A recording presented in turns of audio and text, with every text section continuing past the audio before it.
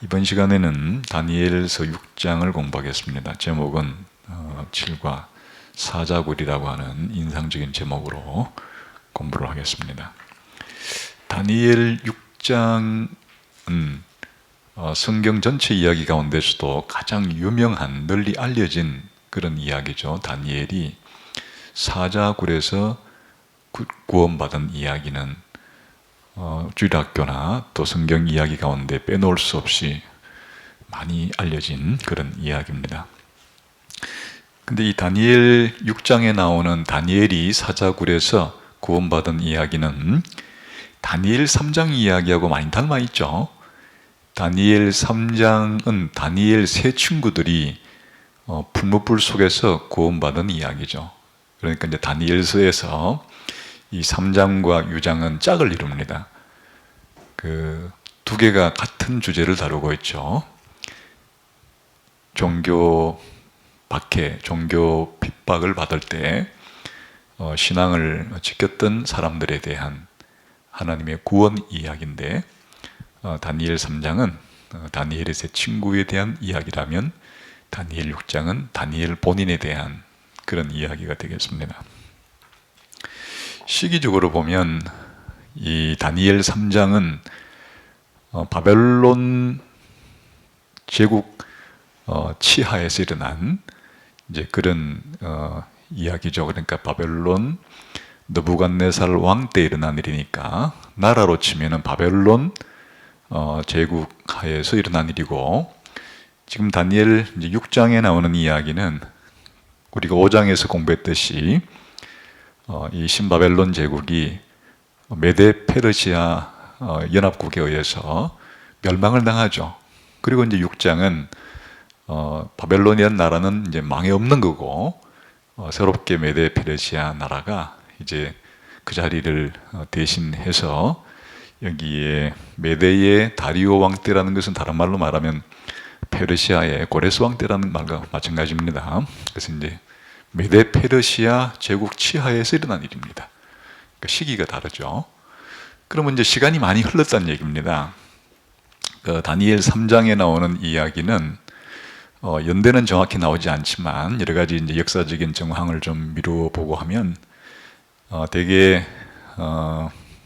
다니엘이 한 30세 때쯤, 다니엘 친구들이 한 30세 때쯤, 그러니까 아주 젊을 때 이제 이야기인데, 지금 이 다니엘서 6장은 이게 바벨론 제국이 주전 539년에 망하고, 지금 그 다음 이제 해라고 해도 주전 538년쯤 되는 해니까, 기본적으로 이 다니엘이 바벨론 포로로 끌려올 때 나이가 10대, 그 중에서 한 17세 정도로 추정한다면 거의 뭐 한 85세 정도 되는 그 정도의 나이대니까, 아주 이제 다니엘이 노인 때 겪었던 일, 서로 이제 같은 주제지만은 많이 좀 다르죠.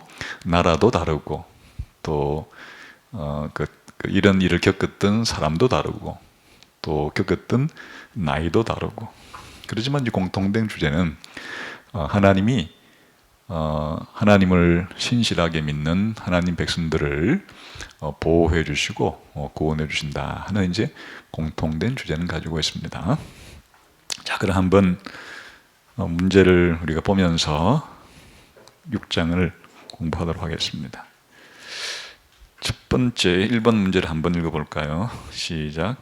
분명히 다니엘은 제국에 책임감 있고도 신실한 원로신하다. 6장을 시작하는 몇 구절에서 우리는 신망 깊은 다니엘의 신분에 대해 어떤 내용을 알 수 있는가? 우리 한번 1절부터 3절까지 성경을 보도록 하겠습니다. 같이 읽어보겠습니다. 시작. 다리오가 자기의 뜻대로 고관 120명을 세워 전국을 통치하게 하고 또 그들 위에 총리 셋을 두었으니 다니엘이 그 중에 하나이다. 이는 고관들로 총리에게 자기의 직무를 보고하게 하여 왕에게 손해가 없게 하려 함이었더라. 다니엘은 마음이 민첩하여 총리들과 고관들 위에 뛰어나므로 왕이 그를 세워 전국을 다스리게 하고자 한지라. 이제 다니엘의 신분이 우리가 다니엘서 5장을 공부했을 때, 이 벨사살이 그 왕궁에 생긴 손가락 글씨에 이제 아무도 해석을 할 수 없자 그것을 해석하는 사람에게 나라의 세 번째 자리를 준다 그랬죠. 그게 이제 자기 아버지 나보디누스가 그 바벨론 제국의 최고 높은 자리고, 이 벨사살은 공동 통치자로서 이제 바벨론 제국의 두 번째 높은 자리인데, 그 세 번째 높은 자리라고 하는 것은 거의 뭐 신바벨론 제국의 국무총리격 해당이 되는 높은 자리를 이제 벨사살의 그 마지막 날 최후의 날에 징조를 해석해주고 그 자리를 이제 얻어들였죠. 그러니까 이제 그 다음에 바벨론 제국이 망하고 메데 페르시아 이 군대가 들어와서 바벨론 제국을 접수한 거예요. 그러니 이제 여기에 나오는 이 다리오 왕이 달리 말하면 메데 페르시아의 연합국이라고 할 수 있는 이 나라의 그 왕이니까, 이제 이름을 여기서는 다리오라고도 했지만 또 달리는 고레스라고도 하는 그런 이제 임금이 이제 자기가 점령한 이 바벨론 제국의 정국을 안정시키기 위해서 사람을 기용해야 되는데, 그 어떤 사람을 기용하겠습니까? 당연히 기존에 바벨론 제국을 다스렸던 인물들 가운데 쓸만한 사람들을 그렇게 이제 맡겨야 일이 돌아가는 거지 자기가 통치하는 건 아니잖아요. 그러니까 이제 여기에 기존에 여러 이제 조직 체계가 신바벨론 제국을 이제 흡수를 하고, 그 다음 페르시아의 제국의 여러 행정 조직을 만들었겠죠. 만들었는데 여기에 이제 120명 정도라는 것은 어쨌든 제일 지방 조직 체계로서 세금을 거두어 가지고 그렇게 이제 중앙 정부로 넣을 수 있는 그런 이제 직책들을 가리키는 거니까, 오늘날로 말하면 지방의 그런 이제 자치단체 장정부에 해당이 되는 그런 인물들이 되겠고요. 그걸 이제 중앙에서 총관장하는 사람을 총리 지금 3명을 세웠다는 거잖아요. 이제 조선시대로 말하면 뭐 좌의정, 우의정, 영의정, 삼정성에 이제 해당이 되는, 어쨌든 나라의 최고의 고위직에 지금 이제 이 그 다니엘을 임명을 했는데, 일을 하는 걸 보니까 3명 중에서도 다니엘이 가장 일을 잘하는 거예요. 가장 믿을만하고. 그래서 이제 그 3명 중에서도 조선시대격으로 말하면 영의정 자리에, 또 지금 대한민국으로 말하면 여러 장관 가운데서 국무총리에 해당되는 자리에 그렇게 지금 임명을 하려고 하는 거예요. 그러니까 이제 이 바벨론 제국을 접수한 이후에 바벨론을 다스리려고 하는 메데 페르시아 제국의 최고 고위직의 다니엘을 지금 임명을 하려고 한다. 그러니까 놀라운 일이죠. 그러니까 이제 이게 다니엘이 바벨론 포로로 끌려가서 바벨론 제국에서도 아주 고위직에 그렇게 이제 신분을 가지고 있었는데, 나라가 망하고 또 바벨론 제국이 페르시아 제국으로 바뀐 이후에도 최고의 고위직에 그렇게 임명이 되는, 그만큼 이 다니엘이 아니면 누구도 대체할 수 없을 만한 그런 탁월한 업무 능력을 나라를 통치하는데 이 다리오가 혹은 고레스가 없어서는 안 될 그런 귀중한 인물로 지금 다니엘을 그렇게 임명하려고 한다는 것을 우리가 알 수가 있죠. 그러니까 대단히 인정을 받았다. 하여튼 그 바벨론 제국에서도 또 새롭게 생겨진 메데 페르시아 제국에서도 상당한 인정을 받은 그런 고위직의 신분을 가지고 있다 하는 걸 알 수 있죠. 이제 이것이 사건의 발단이 되는 거예요. 이게 이제 사건의 그 다음에 일어나게 될 일이 이제 배경이 되는 겁니다. 왜 그런가 하면 이 일 때문에 이제 다른 이 총리들을, 다른 이 메데 페르시아 제국의 관리들로부터 모함을 받게 되는 거죠. 음모를 이 사람들이 꾸며가지고 다니엘을 끌어내려서 죽이려고 하는 겁니다. 그게 이제 높은 고관 자리에 국무총리 자리에 올라가는 이 일 때문에 사건이 이제 벌어지게 되었습니다. 그게 이제 4절부터 나오는 얘기입니다. 그럼 4절부터 한번 15절까지 내용을 읽어보겠습니다. 시작. 이에 총리들과 고관들이 국사에 대하여 다니엘을 고발할 근거를 찾고자 하였으나 아무 근거 아무 허물도 찾지 못하였으니 이는 그가 충성되어 아무 그릇됨도 없고 아무 허물도 없음이르라. 그들이 이르되 이 다니엘은 그 하나님의 율법에서 근거를 찾지 못하면 그를 고발할 수 없으리라 하고, 자 여기에 이제 문제 2번에 1번을 한번 보겠습니다. 시작. 다니엘의 신실함과 믿음직함은 다니엘을 제거하기 위해 음모를 꾸미는 고관들에게 어떤 면에서 도전이 되는가? 다니엘의 실책에 대해 그들이 잡을 수 있는 유일한 기회를 그들은 무엇이라고 생각하는가? 지금 이제 이 분위기를 보면 이 자리가 모든 관리들이 올리는 그런 조공들에 대해서, 조공물에 대해서 일일이 검토하고 제대로 들어왔나 안 들어왔나를 검사하고 하는 이제 아주 고위직인데, 지금 다니엘이 너무나 흠이 없다는 얘기는 공무를 수행하는 데 있어서 너무나 청렴결백하기 때문에 보통 같으면 이제 그런 고위직일수록 뇌물을 받죠. 뇌물을 받고 부정과 부패 각종 비리를 저지르는데, 되게 고위 공무원들 치고 혹은 고대의 이런 고관 대작들 치고 그런 유혹에 넘어가지 않는 사람이 거의 드물겠죠. 그래서 이제 이 고관 대작들이 뭔가 한미천을 채우려고 하는데 이 다니엘 때문에 이게 문제가 되는 거예요. 다니엘이 최고 국무총리에 올라가면 너무 청렴결백한 사람이기 때문에 자기들이 부정과 부패, 비리를 저지를 수가 없는 거예요. 한미천을 챙길 수가 없는 거예요. 그러니까 이제 이것이 제거의 대상이 된 거죠. 이 다른 밑에 사람, 이 총리들이나 신하들도 다니엘처럼 공무를 수행하는데, 공직을 수행하는 데 있어서 다 청렴결백한 사람인 같으면 정말 다니엘을 존경했겠죠. 존경하고 그를 더욱더 귀히 여기고 높였겠지만은, 이렇게 부정을 저지르려는 자들에게 있어서는 정직한 사람이 장애물이 되고 걸림돌이 되는 거예요. 저 사람 때문에 자기 하고 싶은 악을 저지를 수가 없게 되는 거예요.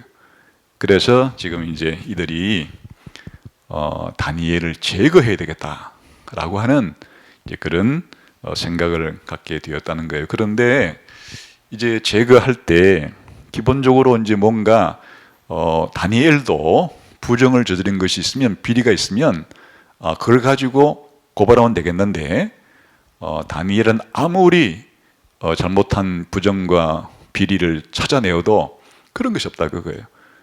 그래서 이제 대개의 경우에 나라에서 정보기관을 이제 운영하는 이유가 평상시에 이미 자기들의 그 정적이 될 만한 사람이라든가 또 자기 부하들에 대해서 다 정보를 수집해 놓죠. 비리들을 다 가지고 있다가 필요할 때 그걸로 사람을 당근도 주고 또 채찍도 하면서 그렇게 이제 하는데, 이 다니엘에게는 그게 먹히지가 않는 거예요. 이 자기의 공직 수행에 있어서 전혀 부정과 비리를 저지르지 않았기 때문에요. 그래서 이제 이들이 다니엘을 끌어내리고 다니엘을 제거하기 위해서는 이 업무의 비리 가지고는 이 해당 사항이 없으니까 다니엘이 믿고 있는 이 종교 가지고, 그 문제 가지고 밖에는 다니엘을 끌어내릴 만한 다른 것이 없다, 이렇게 이제 했다, 그런 뜻입니다. 그만큼 이 다니엘이 고위공직자 생활을 하면서도 얼마나 청렴결백하고 정직한 그런 공직 생활을 했는가 하는 것을 이제 알 수가, 이것은 그 주변에 있는 다른 사람들까지 그렇게 인정할 정도의 삶을 살았다, 그런 걸 보여주는 거죠. 자, 그 다음에 6절부터 9절까지 보겠습니다. 시작. 이에 총리들과 고관들이 모여 왕에게 나아가서 그에게 말하되, 다리오 왕이여 만수무강하옵소서. 나라의 모든 총리와 지사와 총독과 법관과 관원이 언언하고 왕에게 한 법률을 세우며 한 금령을 정하실 것을 구하나이다. 왕이여, 그것은 곧 이제부터 30일 동안에 누구든지 왕 외에 어떤 신에게나 사람에게 무엇을 구하면 사자굴에 던져넣기로 한 것이니이다. 그런즉 왕이여, 원하건대 금령을 세우시고 그 조서에 왕의 도장을 찍어 메대와 바사에 고치지 아니하는 규례를 따라 그것을 다시 고치지 못하게 하옵소서 하며, 이에 다리오 왕이 조서에 왕의 도장을 찍어 금령을 내니라. 한번 이제 문제를 보겠습니다. 2번 시작. 예수님이 당하신 재판에 대한 복음서의 기록을 다시 읽어보라.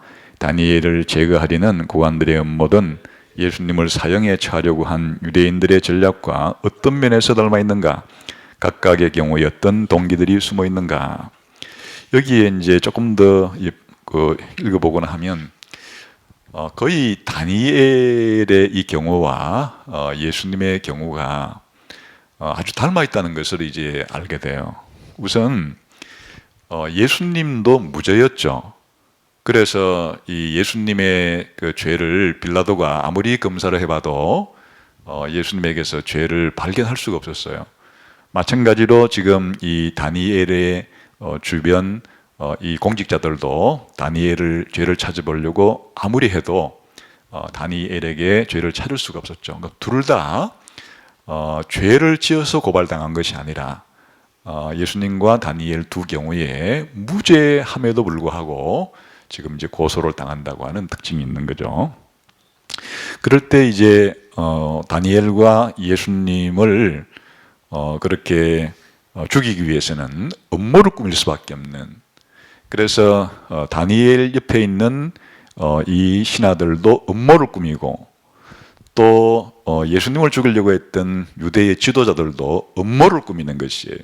없는 죄를 만들어서 뒤집어 씌우거나 아니면 뭔가 꼬투리가 될 만한 것 중에서 흠이 없지만은 하여튼 그걸 계기로 뭔가 이 끌어내릴 만한, 죽일 만한 그런 것들을 기획을 하는 거죠. 기획을 해서 이런 걸 음모라 그러죠. 음모를 꾸며서 그렇게 죽이려고 한다는 것도 이제 공통점입니다. 그런데 기본적으로 이제 자기들에게는 이런 죽일 권한이 없어요.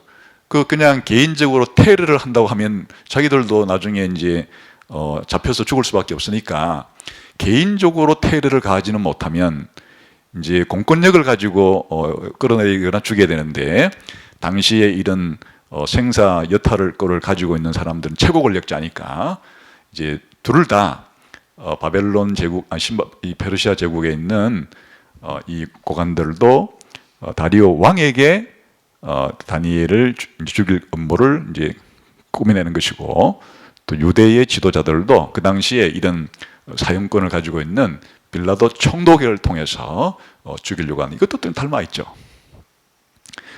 그 다음에 다리오와 이 빌라도의 경우에 이제 사형권을 가지고 있는 이런 그 최고 권력자들로서 본인들이 보니까 무죄예요. 무죄여서 가능한 풀어주려고 노력을 하는 거예요. 이 다리오도 가능한, 자기가 나중에 속았다는 것을 알고 다니엘을 풀어주려고 무단히 노력을 하고, 또 빌라도도 예수님을 신문해 본 결과 무죄임이 확신이 들어서 예수님을 풀어주려고 노력을 해보는 거예요. 여러 가지 방식을 통해서 그렇게 노력을 해 본 것도 거의 공통점이죠. 그런데 이 일을 지켜본 그 신하들과 또 유대 지도자들이 협박을 하죠. 다리오 왕에게는 당신이 만들어 놓은 이 법을 제대로 지키지 않으면 누가 앞으로 법을 지키겠습니까? 왕이시래도 우리가 만들어 놓은 이 법은 반드시 지켜야 됩니다. 이렇게 이제 협박을 가해서 결국 자기들의 목적을 이루려고 하고, 예수님을 죽인 그 유대의 지도자들도 빌라도에게 협박을 가하죠. 당신 그렇게 하다가는 바로 로마 가이사의 반역자가 될 수밖에 없을 거라고, 이런 식으로 이제 협박을 해서 자기들의 그 의지를 관철시키려고 하는 것도 같죠. 마지막에 다리오도 결국 굴복을 해서 이 다니엘을 사자굴 속에 집어넣는 사형을 언도하고 또 빌라도도 결국 예수님을 십자가정에 내어주는 이 구조가 지금 거의 다니엘과 예수님이 당하는 이런 일들이 거의 같은 구조로 진행된다는 것을 알 수가 있어요. 그리고 기본적인 동기는 아까 말씀드린 것처럼 총리 3명에다가 다니엘을 최고 국무총리로 올리려고 하자 이 문제가 발생한 거란 말이에요. 당연히 여기에 이제 시기심이 작동을 한 건데, 예수님의 경우에도 그렇게 기록이 나와요. 마태복음 7장 18절에 보면 이는 그가 그들의 시기로 예수를 넘겨준 줄 알미더라. 빌라도가 보니까 유대 지도자들이 예수님이 그들보다도 인기가 있고 백성들이 전부 다 예수님을 따르니까 그들이 시기심을 때문에 예수를 나한테 넘겼구나 하는 걸 빌라도가 알았다는 얘기예요. 기본적인 동기 자체가 인간 사회에 있어서 누군가 자기보다 잘 된다고 할 때, 누군가 자기보다 더 높아질 때 이 사람들의 마음속에 이런 시기심이 발동을 해서 다른 사람들을 음해하고 음모를 꾸며서 끌어내리려고 하고 심지어 죽이려고 하는 이런 것들이 거의 기본적인 동기가 되어 있다 하는 것을 알 수가 있죠. 문제 3번을 보겠습니다. 시작. 고관들은 왕의 칙령을 위반하는 다니엘을 잡기 위해 음모를 꾸민다. 그들은 왕에게 다리오 왕 이외에 그 어떤 신이나 사람에게도 간구하는 것을 금지하는 칙령을 선포하라고 설득한다. 그들은 10중 8구 이것이 다니엘에게 문제가 될 것을 알았을 것이다. 이것은 다니엘의 삶에 대한 그들의 지식에 대해 무엇을 암시하는가? 그리고 그 사실은 그 칙령에 대해 다니엘이 반응한 것에 어떻게 지지되는가? 지금 이제 다니엘을 끌어내리기 위해서 기본적으로 다니엘의 종교 습관을 이제 가지고 끌어내리려고 하는 건데요. 우리가 한번 다니엘서 6장 10절을 읽어보겠습니다. 시작. 다니엘이 이 조서에 왕의 도장이 찍힌 것을 알고도 자기 집에 돌아가서는 윗방에 올라가 예루살렘을 향한 창문을 열고 전에 하던 대로 하루 3번씩 무릎을 꿇고 기도하며 그의 하나님께 감사하였더라. 그러니까 이제 다니엘이 빼놓지 않고 하는 습관 가운데 매일 예루살렘을 향해서 문을 열어놓고 창문을 열어놓고 기도한다는 것은 누구나 잘 알려진 그런 이제 사실이었어요. 그래서 그걸 가지고 다니엘을 엮기 위해서 왕에게 뭐라고 말했는가 하니까 왕이시여 30일 한 달 동안만 다른 신들에게 그렇게 예배하거나 기도를 못하게 하고 모든 필요들은 다 왕에게만 그렇게 기도하도록 합시다. 이게 일종의 한 달 동안 다리오를 신격화시키는 그런 행동에 준하는 거예요. 다리오가 처음에는 못 모르고 여기에 이제 낚였어요. 그렇게 자기를 신격화시키는 그런 분위기 속에 이 신하들의 이런 계책에 말려드는 거예요. 근데 여기서 어쨌든 이제 그래서 만일 한 달 동안 자기들이 평상시 믿고 있던 신들을 믿거나 기도하면 사자굴에 집어넣는 그런 이 벌을 정합시다 해서 이제 다 법을 만들어 놨단 말이에요. 그런데도 다니엘이 이 모든 일이 벌어진 걸 알고도, 조서가 내려진 것도 알고도 매일 하던 대로 하루에 3번씩 예루살렘에 향해서 창문을 열고 무릎을 꿇고 기도했다. 이게 나오잖아요. 거예요. 그러니까 이제 이렇게 하면 사자굴 속에 들어간다는 것을 알고도 그냥 평생을 이렇게 해온 거예요. 평생을 17살 때쯤 바벨론으로 끌려온 이후에 지금 뭐 거의 한 70년 이상을 매일 3차례씩 하나님께 기도하는 이 기도의 습관을 가져왔다 하는 것을 알 수가 있어요. 그러니까 왜 예루살렘을 향해서 그렇게 꼭 문을 열고 기도하는가? 그것은 이제 솔로몬이 드렸던 기도 때문에 그런 거예요. 솔로몬이 성전을 건축하고 열왕기상 8장 46절에서 10절을 보게 되면 쭉 이제 성전 봉헌한 이후에 기도하는 장면이 나오는데 그 중에 48절을 보면 이런 게 나와요. 자기를 사로잡아간 적국의 땅에서 온 마음과 온 뜻으로 주께 돌아와서 주께서 그들의 조상들에게 주신 땅, 곧 주께서 택하신 성읍과 내가 주의 이름을 위하여 건축한 성전이 있는 쪽을 향하여 주께 기도하거든. 포로로 끌려갔을 때 그곳에서 이제 회개할 마음이 생겼을 때 바로 그리고 기도할 때 주의 성, 주의 전을 향해서 기도 드리거든. 이게 나오잖아요. 그래 이제 유대인들은 끌려갔을 때 이 솔로몬의 기도를 생각하고 예루살렘을 향해서 성전 있는 쪽을 향해서 그렇게 기도를 했다. 그런 이야기예요. 하루에 3번 기도하라는 명령은 없어요. 그러나 이제 성경에서 시편에 보게 되면 다윗이 자기가 하루에 저녁과 아침과 정오에 내가 근심하며 탄식하며 여호와께 기도했다. 막 그런 구절들도 있고 하니까 그것이 아마 습관적으로 내려왔는지는 모르겠으나 이렇게 하루에 3번씩 기도하라고 한 명령은 없어요. 그러나 이렇게 이제 습관을 지켜왔다. 그런 거고요. 기도하는 뭐 자세에 대해서는 무릎을 꿇기도 하고 서서 하기도 하고 막 땅에 엎드려 하기도 하고 하는데 대부분 이제 무릎 꿇고 하는 이런 기도들이 그래도 많이 따랐던 자세 가운데 하나였습니다. 그런데 이제 이 일로 사자굴에 던짐을 받죠. 그러나 하나님께서 놀랍게도 이제 보호해주는 그런 이야기가 나옵니다. 한번 그 3번의 1번 보겠습니다. 시작. 비록 다리오는 다니엘에 대해 자신이 내린 칙령의 여파를 후회하지만 다니엘을 사자굴에 던지라는 결정을 처리하지 못한다. 그러나 분명 다리오는 그렇게 하는 것이 결코 유쾌하지 않았다.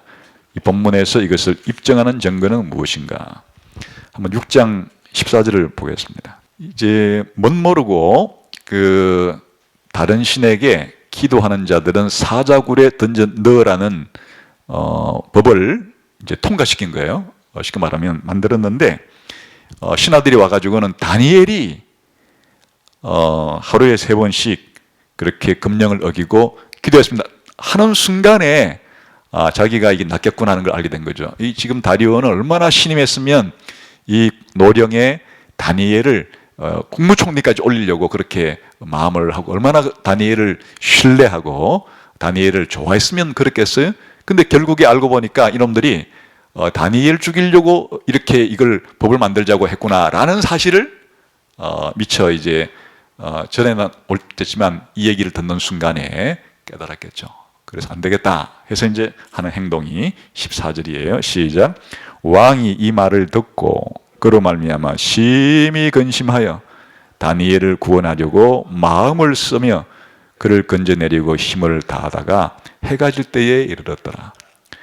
그러니까 이제 이게 좀 그 고대에 좀 이해되지 않는 것은 왕이면 그냥 뭐 자기가 말 한마디 하면 고칠 수 있을 텐데 그만큼 이제 이 당시에 이 페르시아 제국의 이 법치 오늘날로 말하면 그런 것이 상당히 지금 발전된 것을 볼 수 있어요. 그래서 왕이 만든 그 법이라도 왕 스스로가 그렇게 깰 수 없다라는 정도의 법에 대한 이제 발전이 있었던 거죠. 지금 소위 말하면. 그리고 또 이제 그 실질적으로 왕이 자기가 법을 만들어도 자기가 어기면 다른 국민들이 지키겠어요?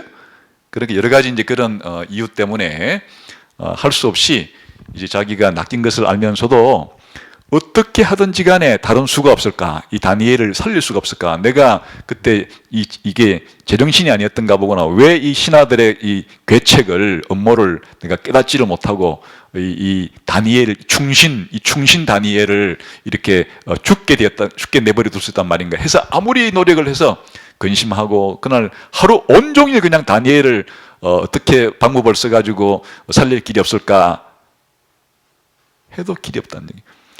이게 이때 이 다리오 고레스가 폭군이 아니란 얘기예요.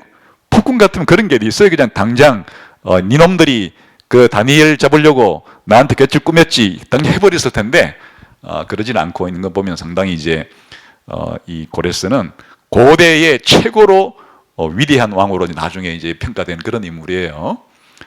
그런데 여기에 우리가 한 가지 알 수 있는 것은 이게 자기가 진짜 30일 동안 신으로 이렇게 추앙받는 것을 그것 자체가 정말 자기에게 최고로 우선순위였다 그러면 다니엘을 모시고 관에 그렇게 다른 신에게 절했을 때 이놈 봐라 하고 처단했겠죠. 그러나 다니엘을 얼마나 아끼고 사랑했는지가 여기에서 하루 온종일 다니엘을 한번 살려보려고 애썼다 하는 말을 통해서 알 수가 있고요. 그 다음에 16절도 한번 봅시다. 시작. 이에 왕이 명령함에 다니엘을 끌어다가 사자굴에 던져 넣는지라. 왕이 다니엘에게 이르되 내가 항상 섬기는 너희 하나님이 너를 구원하시리 아니라. 근데 살리려고 해도 신하들이 안 됩니다. 왕이 만든 법을 왕이 어길 수가 있습니까? 해서 이제 하자 할 수 없이 이제 다니엘을 사자굴 속에 집어넣어라 하고서도 다니엘에게 뭐라고 말해요? 다니엘아, 네가 그렇게 하나님 열심히 믿고 하나님 그렇게 잘 섬겼는데 네가 섬기는 하나님이 혹시 너를 구원해 줄지도 모르겠다. 그랬으면 좋겠다. 이렇게 이제 얼마나 그 우호적이에요 지금. 자기가 굴 속에 집어 넣으면 사자굴 속에 던지 넣으면서도 네가 믿는 하나님이, 네가 섬기는 하나님이 좀 너를 구원해 주면 좋겠다. 이렇게 이제 표현을 하죠. 그 다음에 18절 봅시다. 시작. 왕이 궁에 돌아가서는 밤이 새도록 금식하고 그 앞에 오락을 거치고 잠자기를 많이 한다. 아니 내 충신 다니엘은 내가 잘못된 그렇게 신하들에게 속아가지고 이 사자굴 속에 들어갔는데 내가 어찌 잠을 잔단 말인가 해서 잠도 안 자고 그냥 그 밤새도록 오락도 거치고 이랬다는 거예요. 얼마나 다니엘을 그렇게 좋아했으면 이렇게 한 거예요. 우호적이었으면. 밤새도록 금식하고 오락을 거치고 자지도 않고 전전긍긍하면서 그냥 꼬박 밤을 새웠다. 이렇게. 그 다음에 20절 보겠습니다. 시작. 이제 19절부터 시작. 이튿날 왕이 새벽에 일어나 급히 사자굴로 가서 다니엘이 든 굴에 가까이 이르러서 슬피 소리질러 다니엘에게 묻되 살아계신 하나님의 종 다니엘아, 내가 항상 섬기는 내 하나님이 사자들에게서 능히 너를 구원하셨느냐 하니라. 그러니까 밤새도록 잠을 자지 못하고 있다가 새벽이 되자마자 사자굴 속에 달려 들어가 가지고 다니엘아 살아있냐 이렇게 네가 섬기던 하나님이 진짜 너를 구원했냐 이렇게.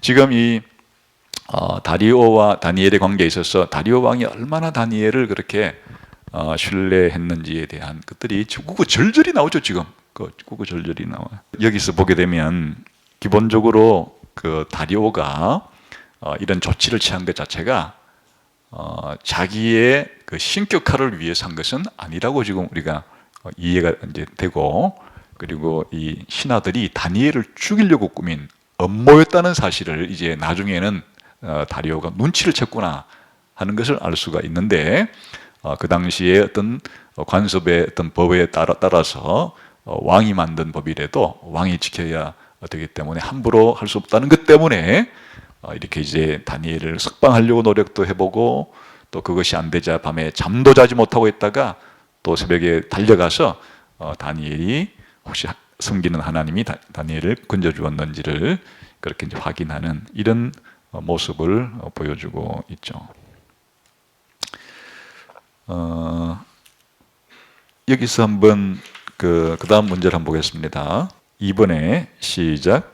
다니엘에 따르면 하나님은 왜 다니엘을 사자굴에서 건져내셨는가?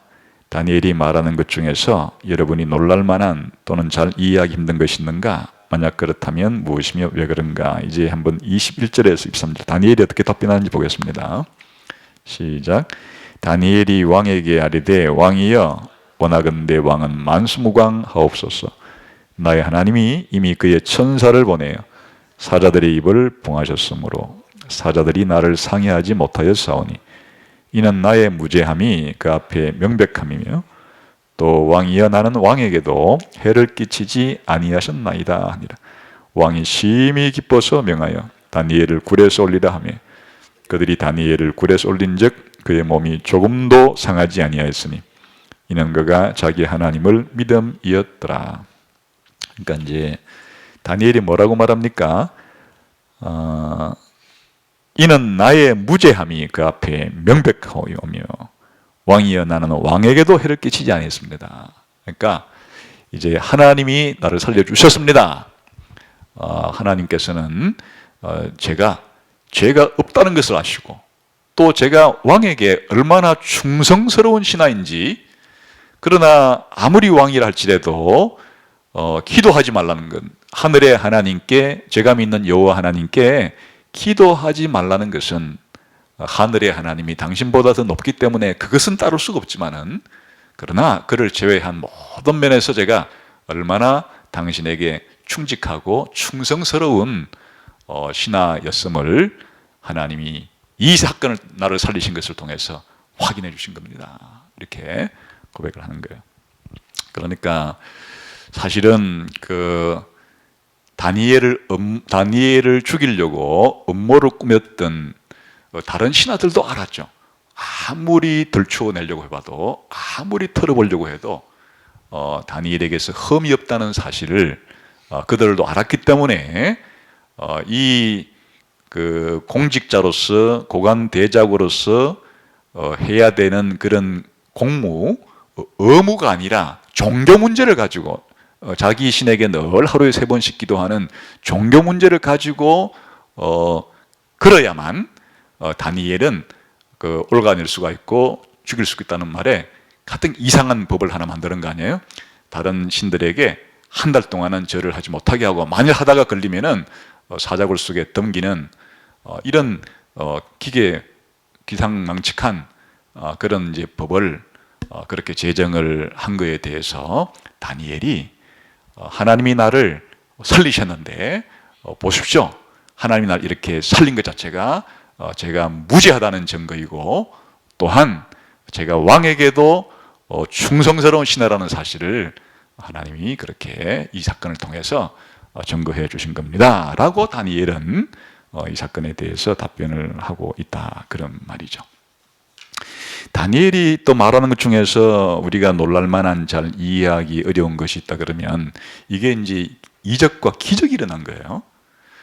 평상시 일어난 일이 아니죠. 그러니까 사자굴 속에 던졌으면은 금방 던져지자마자 그냥 한 입에 그냥 뼈를 어스러뜨리고 그냥 깨물어서 그냥 씹어서 삼켜야 되는 것이 정상적인 거죠. 정상적인 건데 지금 다니엘이 말하기를 하나님이 천사들을 보내 가지고 사자들의 입을 막아서 나를 지켰습니다. 이렇게 이제 답변을 하는 거예요.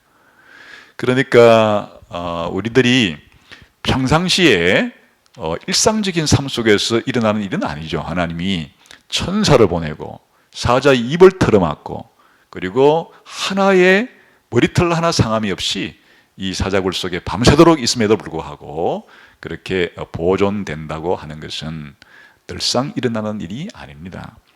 그렇기 때문에 우리들은 이제 이런 일을 이적과 기사라고 말을 하죠.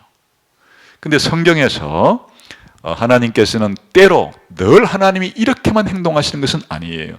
대다수의 많은 사건들에는 하나님이 만드신 자연 법칙도 하나님이 만든 거예요.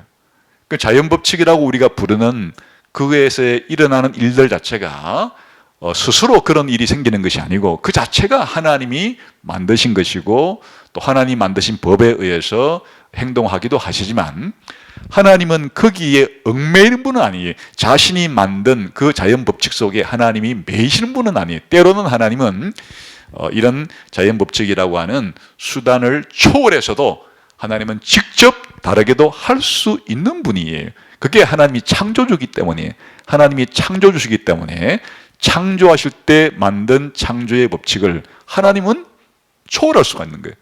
우리 피조물들은 불가능하죠. 우리는 피조물들이기 때문에 하나님 만드신 법칙을 우리가 벗어날 수가 없지만, 하나님은 창조 피조물보다 월등한 초월하신 분이니까 하나님은 이런 자연 법칙을 통해서 일하기도 하시지만은 자연 법칙이 아닌 직접적으로 하나님이 일하실 수도 있는데, 그럴 때를 우리는 뭐라고 부른가니까 기적이 일어났다 이렇게 말하는 거예요. 하나님께는 기적이 아니죠. 하나님이 일하시는 방법 가운데 하나입니다. 그래서 성경에 보면 때로 우리 인간의 눈으로는 볼 수 없지만 많은 경우에 하나님은 천사를 사용하세요. 천사를 사용하셔서 하나님의 메시지를 사람들에게 전달하기도 하시고, 또 천사를 사용해서 하나님 백성을 보호하기도 하시고, 그런 것들이 많죠.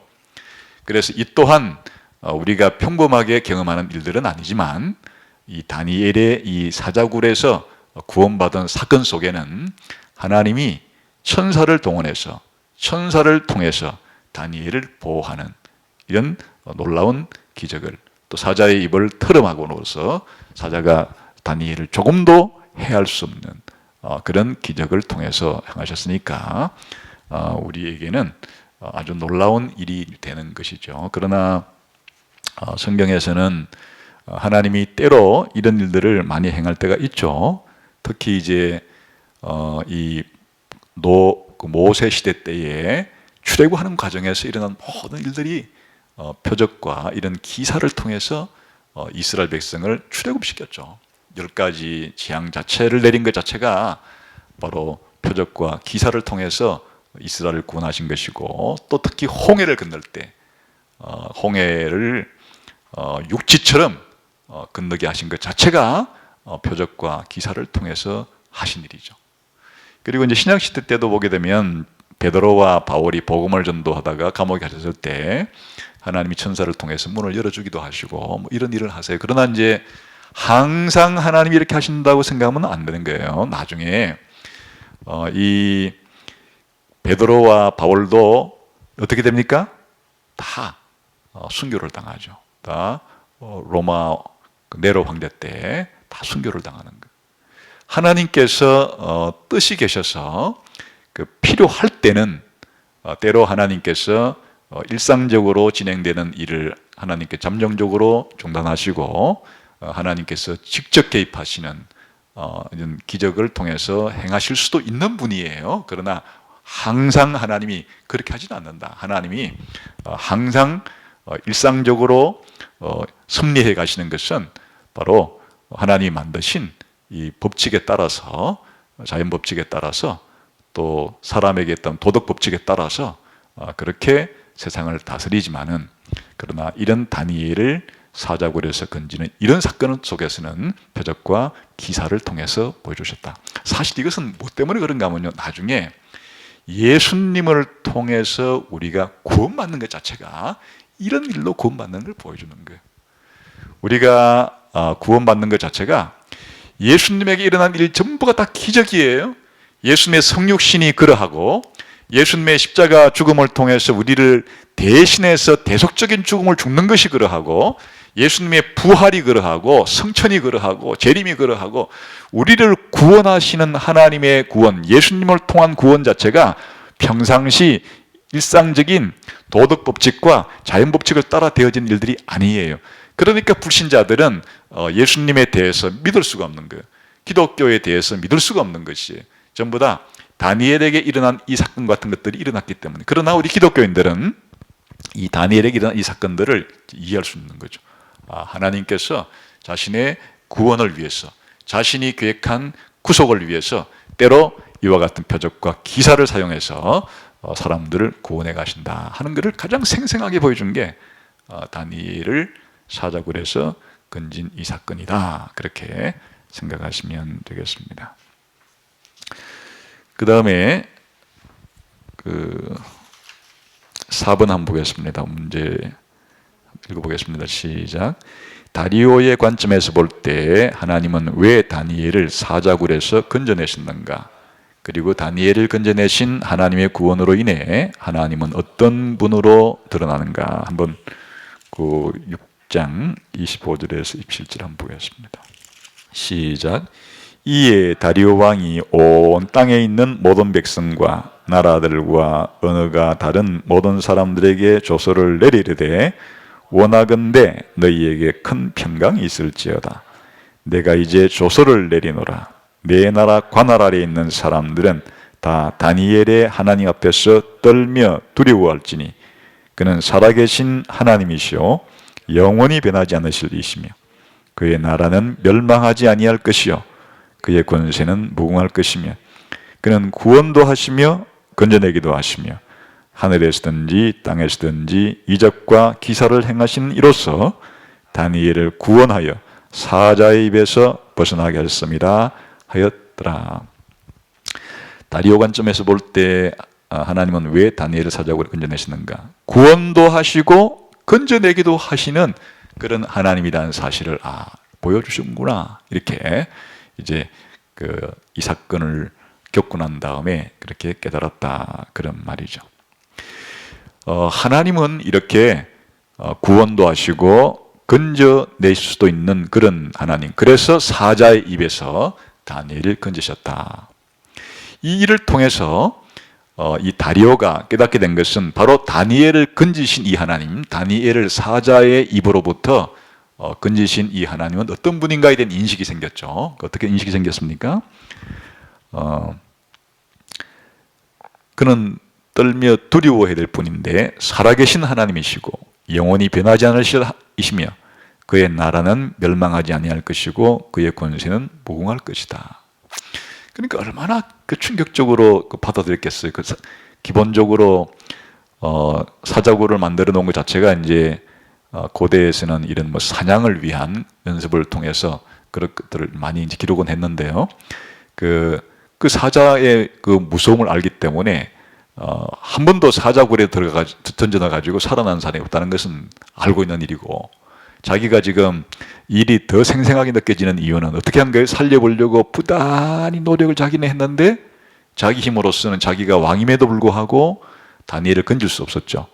그리고 이제 다니엘이 사자굴 속에 들어갈 때도 혹시 네가 믿는 하나님이 너를 구원할 수 있으면 좋겠다. 그런 구원할 수 있는 능력이 있다고는 생각은 나는 사실 못하겠지만은 그랬으면 좋겠다. 그런 피력을 했고, 밤새도록 전전긍긍 잠을 자지 못하고 꼭두 새벽처럼 달려가서 또 표현한 말이, 다니엘아 과연 네가 믿는 하나님이 너를 건질 능력이 있더냐. 뭐 사실은 그런 일이 이방신들에게 일어날 수가 없는 일이죠. 그랬는데 아니 다니엘이 생생히 살아있으면서 하는 말이, 하나님이 천사를 보내가지고 사자의 입을 털어맞고 머리털 하나까지 상하지 않고 깨끗하게 살아난 걸 보고서 다니엘이 믿는 하나님은 진짜 살아계시는 하나님이구나. 그리고 그 하나님이야말로 영원 무궁한 그런 하나님이시구나 라는 인식이 이런 사건을 통해서 생겨나게 된 거죠. 그러니까 바로 하나님께서 모세를 통한 기적을 보여주시고 또 엘리야를 통한 기적을 보내주시고 또 이런 다니엘을 통한 기적을 보내주시고 심지어 예수님을 통한 기적들을, 사도들을 통한 기적들을 보여주신 자체가 하나님에 대한 이 믿음과 신앙을, 하나님이 하시는 말씀들이 바르다는 것을 가르쳐주기 위한 하나님의 과정인데, 여기서 그 다리오 왕이, 고레스 왕이 이런 인식을 가지게 된 것이다. 그럼 오히려 결과적으로 그 다니엘이 풀무불 속에 들어가서 건짐받는 사건을 통해서 이 다리오 왕에게 뭐가 생긴 거예요? 엄청난 하나님에 대한 인식이 생기고, 거꾸로 말하면 다니엘이 이 순교를 각오하고 보였던 이 신앙 때문에 이것이 하나님에 대한 강력한 뭐가 된 거예요? 증거가 된 거예요. 증거가 되어서 다른 사람으로 하여금 살아계신 하나님에 대한 정언이 이루어지고 하나님에 대한 믿음이 생겨나게끔 하는 그런 사건이 되었다 하는 것을 알 수가 있겠죠. 마지막으로 한번 5번을 보겠습니다. 문제를 읽어보겠습니다. 시작. 6장의 마지막 28절에 묘사되어 있는 사건은 앞선 장의 사건들과 어떻게 유사한가? 여러분은 하나님의 보호하심이 다니엘서의 주제라고 말할 수 있는가? 만약 그렇다면 여러분은 그 주제를 여러분 자신의 말로 어떻게 다시 진술할 수 있겠는가? 6장 28절 읽어보겠습니다. 시작. 이 다니엘이 다리오 왕의 시대와 바사 사람 고레스 왕의 시대에 형통하였더라. 이게 이제 6장의 제일 마지막 구절이에요. 6장의 제일 마지막 구절이라는 것은 아주 의미 있는 구절입니다. 어떤 면에서 의미가 있는 거 하니, 다니엘서 자체의 구성이 1장부터 6장까지는 바로 역사적인 이야기예요. 그 궁궐에서 일어난, 특히 바벨론 궁궐에서 일어난 이야기고, 7장부터 12장까지는 이제 환상으로 구성이 됐어요. 그러니까 6장 28절의 이 구절은 다니엘서 전반부 1장부터 6장까지를 마무리하는 구절이에요. 이 마무리하는 구절인데 이게 사실은 1장에서 6장까지의 절정이기도 한 거예요. 그게 뭔가 하면 하나님이 다니엘을 어떻게 했다는 거예요? 다리오 왕의 시대와 바사 사람 고레스 왕의 시대란, 여기에 두 사람처럼 되어 있는데 이게 이렇게 번역할 수 있어요. 다리오 왕의 시대, 즉 바사 사람은 고레스 왕의 시대, 같은 말이에요. 그러니까 이런 용법이 있어요. 이 두 사람이 아니고 다리오 왕의 시대, 즉 바사 사람 고레스 왕의 시대, 같은 말을 이렇게 이제 한 번 더 이렇게 적해가지고 쓰는 그 용법이에요. 그래서 여기에 기본적으로 이 이야기가 어디에서부터 시작이 되는가 하니까 1장에 한가 보세요. 한번 우리가 1장 21절 시작. 다니엘은 고레스 왕 원년까지 있으니라. 이게 1장에서 굉장히 중요한 의미 있는 구절이라고 그랬죠. 1장을 마무리하는 구절에 지금 1장 1절은 어떻게 시작되는가 하면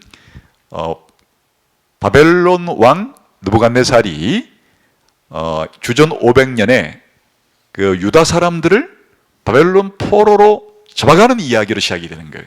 이때 누가 포함되어 있었습니까? 다니엘이 포함되어 있었어요. 이게 이제 이 신바벨론 제국의 가장 위대한 왕 느부갓네살이 왕이 되던 해예요. 이 해가 주전 605년경에 자기 아버지가 죽고 이 느부갓네살이 이제 왕이 돼요. 왕으로 즉위한 다음에 다시 나와가지고 지금 이 예루살렘에 있는 사람들을 일부 잡아갔는데 그 중에 이제 다니엘도 포함됐단 말이에요.